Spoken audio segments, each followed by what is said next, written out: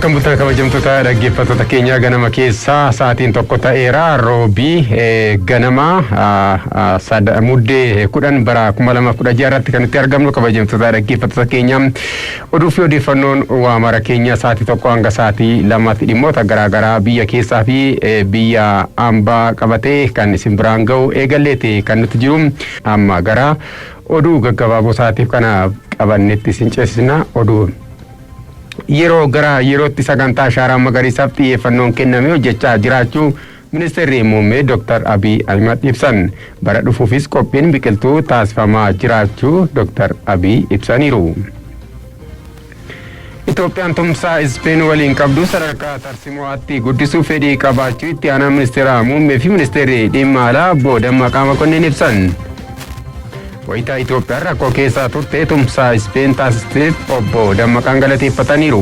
Itoophiyaan tumsaa seenaa qabeessaa fi bara dheeraa Ispeen waliin qabdu gara sadarkaa tarsiimo'aatti guddisuuf fedhii qabaachuu ibsan. Hariiroon hundaa galeessaa Ispeenii fi Itoophiyaa yeroo dhiyoo as dabalaa dhufe ambaasaadar Maanu'eel Saalaazar ibsu ragaa ministeera dhimma alaarraa argame ni mul'isa.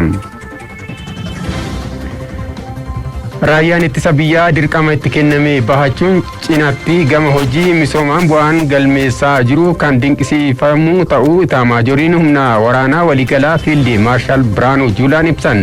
Marii paanaalii faawundeeshinii raayyaa ittisa biyyaa qophee irratti kan argaman Itaamaajoor waliigalaa raayyaa ittisa biyyaa fiildi maarshaal Biraanuu Juulaan raayyichi bakka hundatti hojii misoomaa irratti hirmaachaa jiraachuu ibsan. Hojiin gama hundaan hojjetamaa jiru kan dinqisiifatamu ta'us eeraniiru. Misooma qonnaan kanneen hojii fakkeenyummaa qabu hojjetan lafa xiqqaarraa callaa fooyya'aa oomishan akkasumas dameewwan hojii qonnaa biroo irratti hirmaataniif beekamtiinis kennameera. Oromiyaa kaartaa yookiin maappii turizimii Itoophiyaa korsiifne jedhan pirezidaantiin mootummaa naannoo Oromiyaa obbo Shimallis Abdiisan. Galmoota gurguddoo gama hawaas dinagdeetiin qabaman milkeessuu keessatti qoonni seektara turizimii olaanaadha. Pirezidaantiin mootummaa naannoo Oromiyaa obbo Shimallis Abdiisaa erga karaa toora miidiyaa hawaasummaa isaaniin dabarsaniini. Dilbiin kun yeroo dheeraaf xiyyeeffannoo gahaa osoo hin argatiin ture. Mootummaa jijjiiramaa as dilbii kanaa dursee hubachuu qofa osoo hin taane xiyyeeffannoo irratti hojjechuuf oolee hin bulles jedhaniiru. Akka naannoo Oromiyaatti dilbii qabeenya uumamaa fi namtolchee hawwataa turistii ta'an hedduutu ture. Haa ta'u malee hubannoo dabaa ture jijjiiruu akkasumas misoomsuuf beeksisuu dhabuurraa kan ka'e faayidaan argamuu qabu hedduu qisaaseera jedhan pirezidaantiin mootummaa naannoo Oromiyaa obbo Shimallis Abdiisaan.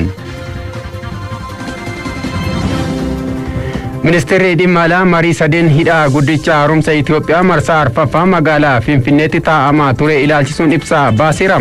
Itoophiyaa, Ijiptii fi Sudaan waa'ee ijaarsa hidhaa guddicha haaromsa Itoophiyaa irratti marsaa arfaffaa magaalaa Finfinneetti taa'amaa ture.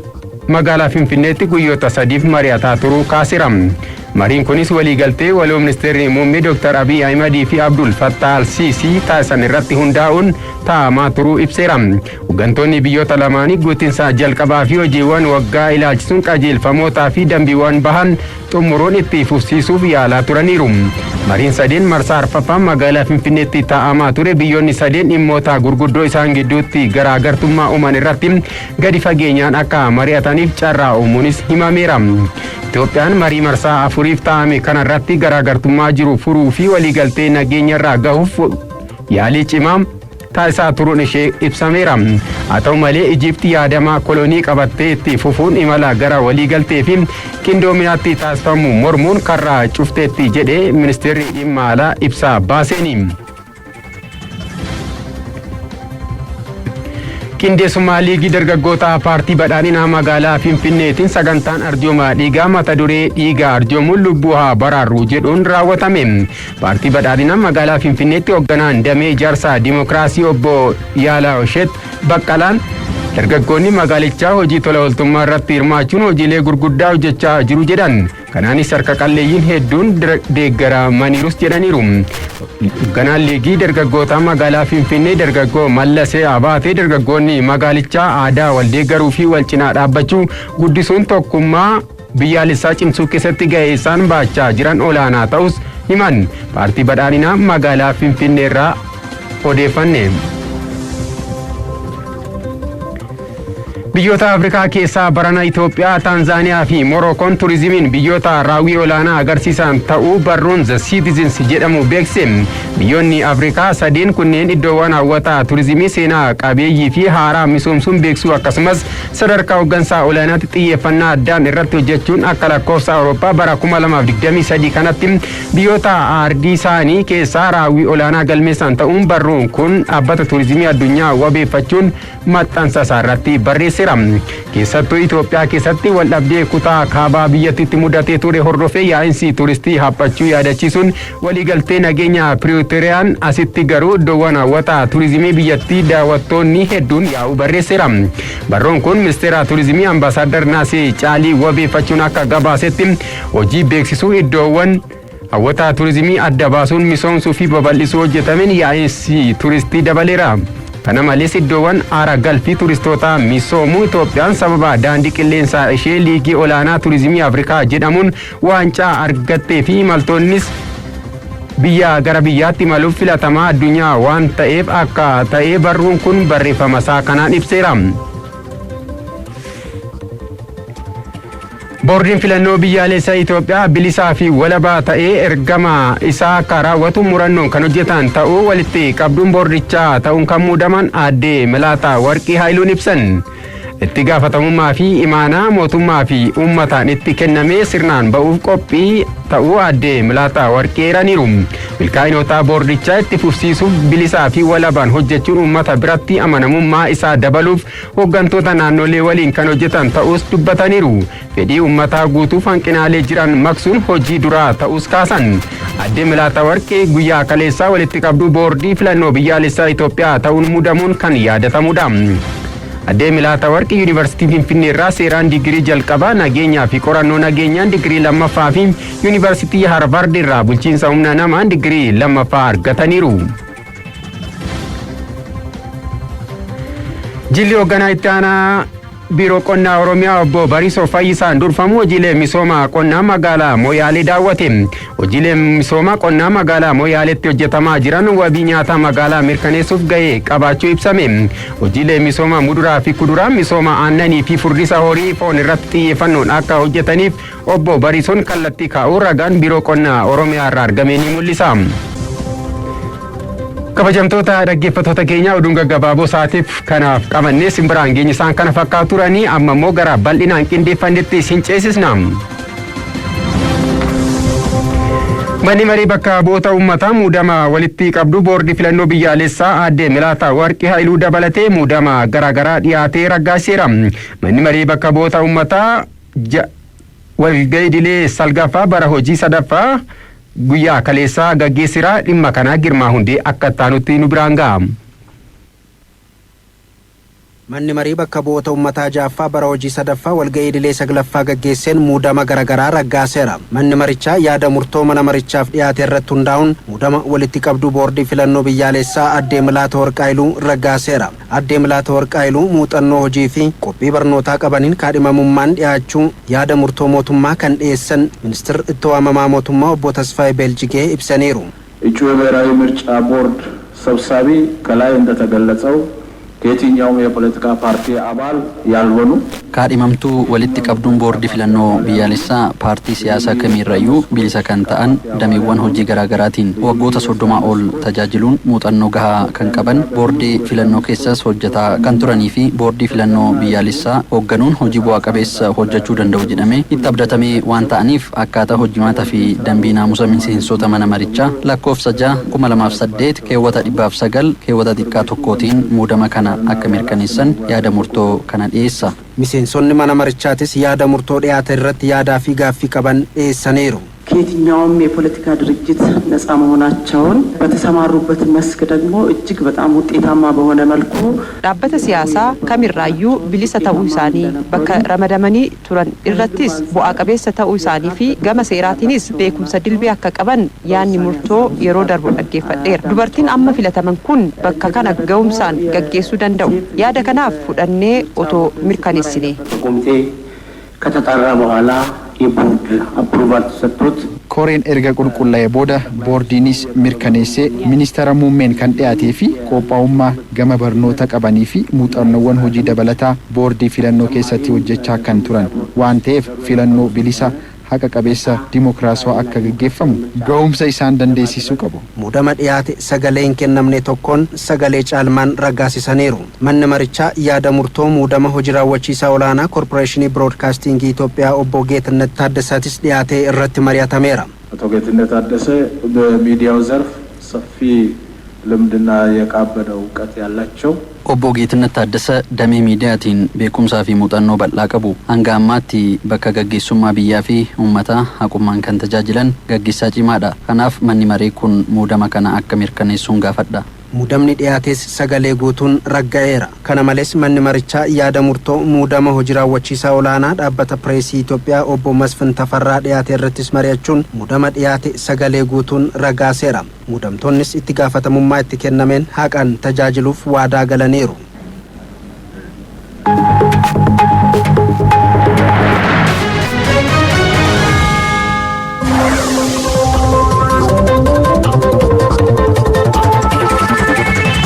Fufnee jirra kabajamtoota dhaggeeffattoota keenya kan dhaggeeffachaa jirtan OBN FM Finfinnee 92.3 as magaalaa Finfinnee irraa isinii tamsa'aa jirudha.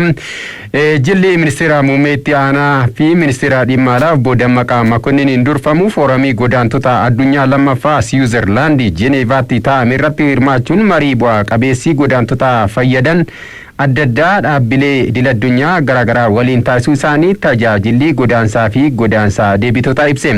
Itoophiyaan addunyaa irraa godaantota biyyoota garaagaraa simachuun keessummeessuun beekamtuu akka taates ibsameera. Faayisaal Adam dhimma kana akka taanutti nu biraan ga'a.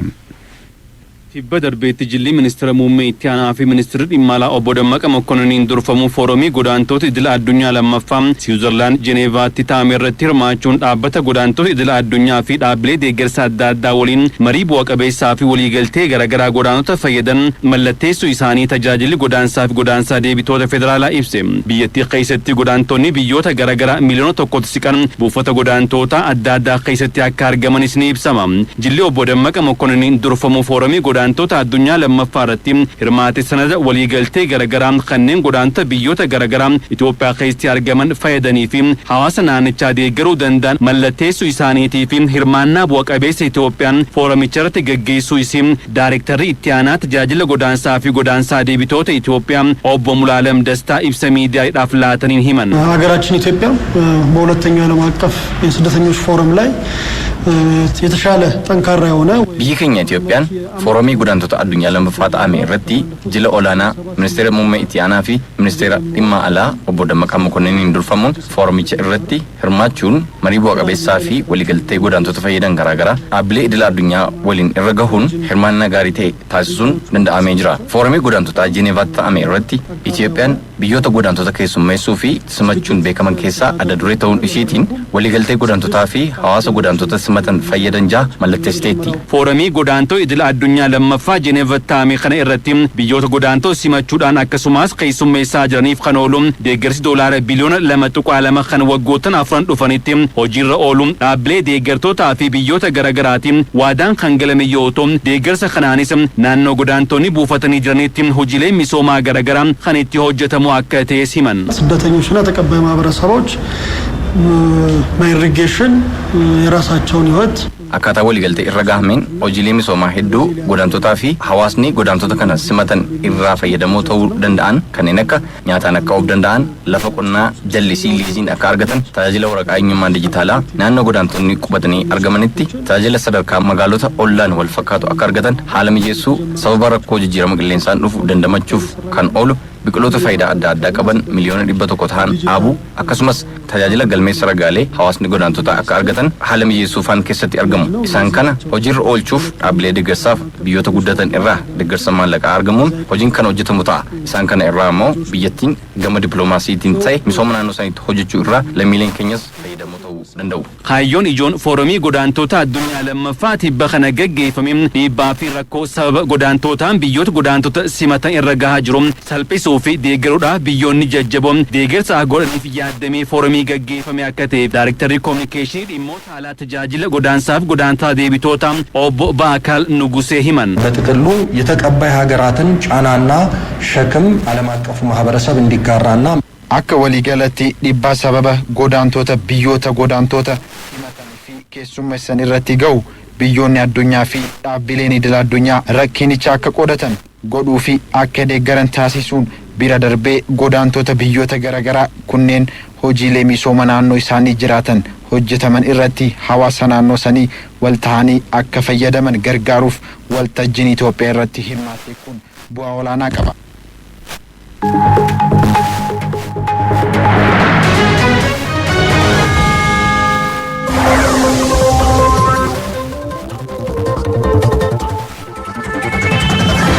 Fumne jira kabajamtoota dhaggeeffattoota keenya ammallee oduu fi odeeffannoo waa mara keenya hanga sa'aatii lamaatti kan turu itti fufeeti kan jiru. Isinis egaa karaa toora bilbila keenya 01 yookiin immoo ergaa gabaabaa yookiin SMS 7276 qubee faa dursuudhaan yookiin finfinnee kan jedhu jechuudha. Yaada keessan karaa barreeffamaatiin naannawa keessa waan jiru nu biraan ga'uu ni dandeessu jechuudha. Qeeqas haa ta'u waan fooyyeffachuu qabnu nu biraan ga'uu ni dandeessu kabajamtoota dhaggeeffattoota keenya dhimma bal'inaan qindeeffanne isa birootti yoo ceesinu akka naannoo Oromiyaatti qaqqabummaa yaala ijaa babal'isuuf mootummaan qooda fudhattoota waliin kan hojjetu ta'uu itti gaafataman waajjira pirezidaantii mootummaa naannoo Oromiyaa Dr. Abdulaaziz Daawud himan. Biiroon Fayyaa Oromiyaa qorannoo yaala ijaa bilisaa hooggantootaa fi hojjettoota waajjira pirezidaantii naannoo Oromiyaaf kenneera. Roobee Abarraa dabalataa qindeessiteetti.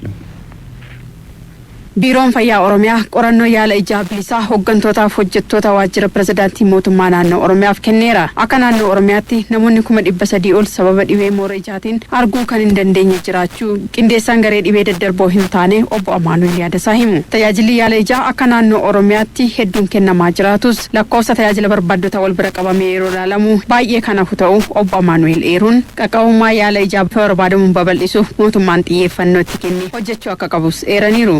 kuma 300 olii iji isaa mooraa ijaa uffatee kan mana keessa taa'udha. Nama kan qorannoo kan bira gaameera.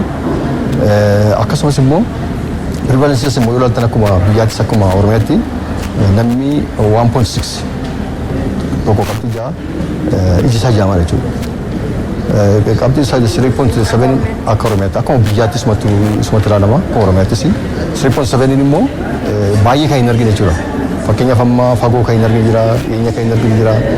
Dhibee adda addaatiin kan namni akka qabee deemu xinnoo kan argan kan akka Oromiyaatti kan qabxii kana kan qabatee taa'u jechuudha. Amma maanni rakkoon isaa jiraatu malee garuu tajaajilli ijaa akka Oromiyaatti baay'ee xiqqoodha. Teknoolojii wal qabatee namoonni kompiitaraa fi meeshaalee biroo yeroo fayyadaman ija isaaniif of eeggannoo fi kunuunsa barbaachisu gochuu akka qabanis obbo Amaanuel himu. Tajaajila qorannoo yaala ijaa bilisaan kan argatan itti gaafatamaan waajjira pirezidaantii mootummaa naannoo Oromiyaa Dr. Abdulaaziz Daawud hojii kenna tajaajila lammummaan qorannoo yaala ijaa irratti biiroon fayyaa Oromiyaa kennaa jiru galateeffachuun qaqqabummaa yaala tajaajila ijaa babal'isuuf mootummaan qaamolee garaagaraa waliin qindoominaan kan hojjetu ta'us eeran.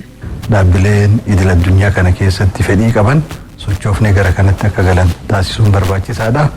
Dhaabbileen dhuunfaa keessattuu warri hojii yaalaa irratti bobba'an kanarratti osoo bal'inaan qooda fudhatanii fe'aa kana xiqqoo walirraa qoodachuun hin danda'ama.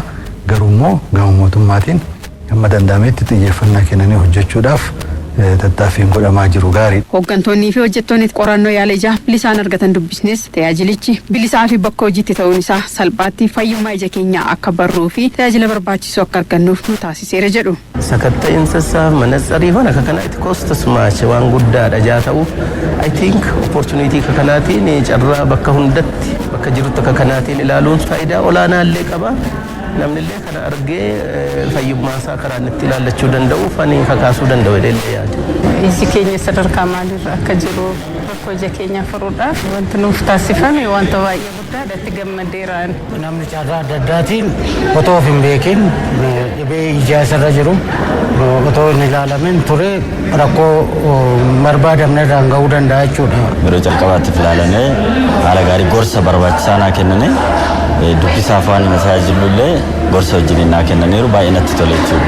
Fayyummaa guutuu qabaachuu kiyyallee natti himane.